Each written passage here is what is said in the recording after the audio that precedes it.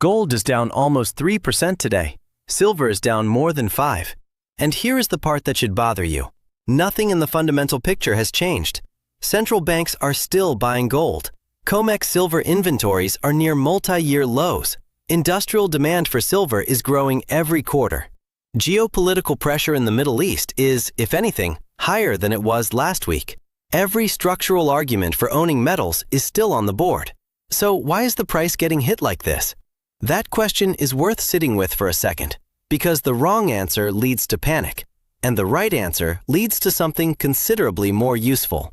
Earlier today, the Federal Reserve released its latest decision: rates unchanged. That was expected. What was not fully priced in was what Jerome Powell said afterward. The Fed now expects fewer rate cuts this year than markets were betting on. Powell flagged tariffs as an inflation risk. His view is that the effect will be temporary, but that word temporary was doing a lot of work in a press conference that otherwise read as cautious. The market heard one thing clearly: rates are staying higher for longer than we thought. That reading is called hawkish, and it hit gold and silver almost instantly. Here is why. Gold pays nothing. Silver pays nothing.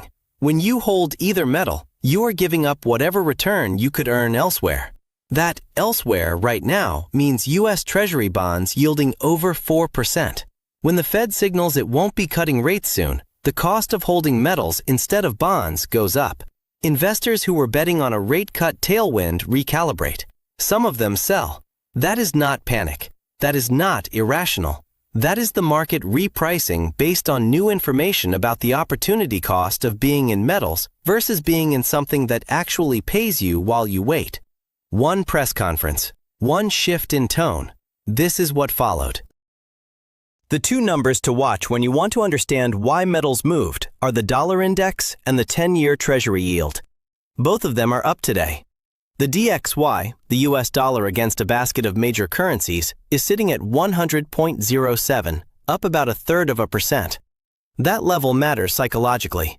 100 is round, it's watched, and breaking above it signals dollar strength. When the dollar strengthens, gold and silver become more expensive for buyers in Europe, Asia, and emerging markets. Demand from those buyers compresses. Prices follow. The 10-year yield is at 4.26%, up over 1% on the day. More important than the nominal yield is the real yield, the rate after subtracting inflation. That number is around 1.86% right now, nearly 2% guaranteed in a U.S. government bond. That is real money with essentially no credit risk sitting right next to an asset that pays zero and moves around violently. The selling today is not a mystery. It is the direct, mechanical consequence of rates and the dollar moving in exactly the wrong direction for metals on exactly the same day. What is worth noting is that this transmission, Fed tone to yields up to dollar up to metals down, happened in hours. The market is not slow when the inputs are this clear. Now here is where the day gets more interesting. Everything described above explains the price action. None of it changes what was true yesterday about the long-term setup. Start with COMEX silver. Registered inventory, the silver that is actually available for delivery on exchange contracts, is down sharply. We're looking at roughly 79 to 86 million ounces near multi-year lows. March delivery notices have been heavy. That is physical market stress. It does not disappear because Powell sounded cautious. Central bank gold buying. China added gold in February. That was the 16th consecutive month. Not 16 months in a row of mild interest, 16 months in a row of deliberate accumulation by a country that holds trillions in dollar-denominated assets and has every strategic reason to diversify. When a central bank buys for 16 straight months, that is not a trade. That is a policy. Silver's industrial story. Solar panels, electric vehicles, AI data centers. Each of these sectors is growing, and each uses silver in ways that cannot currently be substituted. The supply deficit, more demand than mine output, is not a talking point from a silver bug on a forum. Mainstream analysts are forecasting it. It doesn't disappear in a day. And geopolitics. Oil prices are rising. tensions around Iran remain elevated, and the long-running shift away from the dollar in global trade and reserves continues. None of that reversed this morning. Here is the honest question, and I want you to actually think about it before we go further. When you see a price drop like this on a day when the fundamental thesis is intact, do you see a problem or an opportunity? Your answer to that question matters, but it depends on a frame we haven't gotten to yet. Hold that thought. 3 types of people are watching this video right now. The first already holds metals and is watching their position move against them. The second has been considering entering and is now unsure if today is the moment. The third is on the sidelines by choice, watching to see what the market reveals. The analysis for all 3 starts in the same place. Is the short-term selling finished? Watch the dollar and the 10-year yield. Those are the active variables today. If the DXY starts pulling back from the 100 level, or if the yield on the 10-year flattens out and stops rising, the incentive to sell metals weakens. Short-term traders who hit the market on the Fed news may start covering their positions. That covering creates buying, and you can get a fast move the other way. If the dollar keeps climbing and yields keep rising, the path of least resistance is still lower. For silver specifically, there is an asymmetry worth naming. The COMEX physical stress creates a floor that doesn't exist in a market where inventory is comfortable.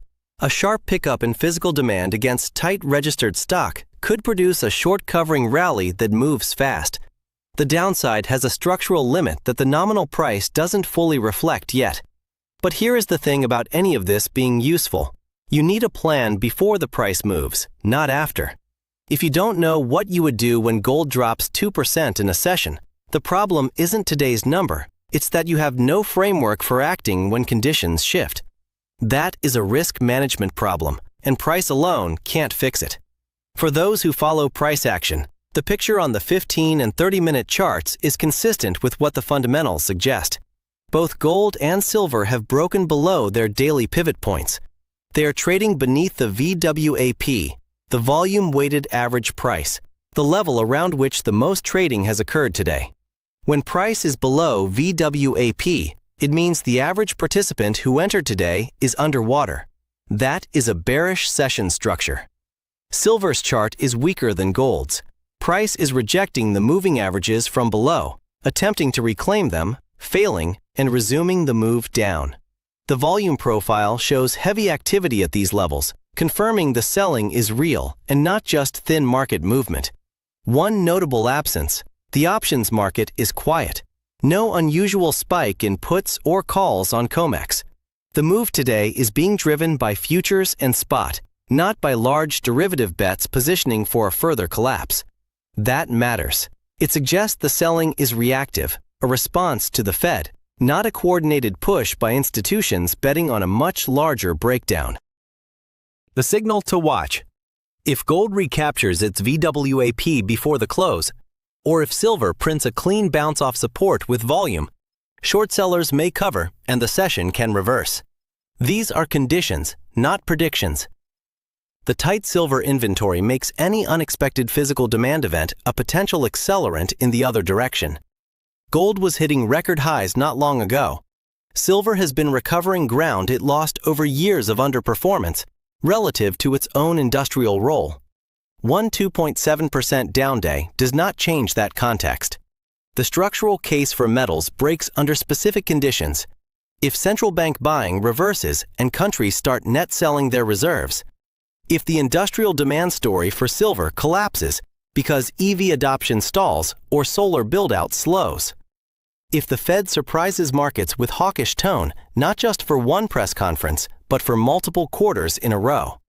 None of those conditions are present today. What is present is a rational repricing after a long run, triggered by a tone shift that was, by historical standards, modest. Markets test conviction regularly. They are doing that today. The people who hold through a day like this are not naive. They are just operating on a longer time frame than the people selling. Which brings me to the question I want to leave you with. What is your actual time horizon? Not the one you say when you're comfortable. the one you're actually operating on when the price moves against you. If your honest answer is days or weeks, today matters a lot. If your answer is months or years, today is noise inside a signal that is still pointing in one direction. The answer changes everything about how you read what just happened. Today was not a trend break. It was the market checking whether the people in it actually believe what they said they believe. The FOMC gave the market a reason to reprice. The market did. The fundamental picture, tight silver, central bank buying, structural industrial demand, geopolitical pressure, did not move. Those two facts can both be true at the same time, and understanding that they can is most of what separates a useful analysis from a panicked reaction. Trade with a plan, size appropriately. Know what would change your view before price forces the question. This video is for educational purposes only. Nothing here is financial advice, and I am not your financial advisor. Do your own research, understand your own risk tolerance, and make your own decisions.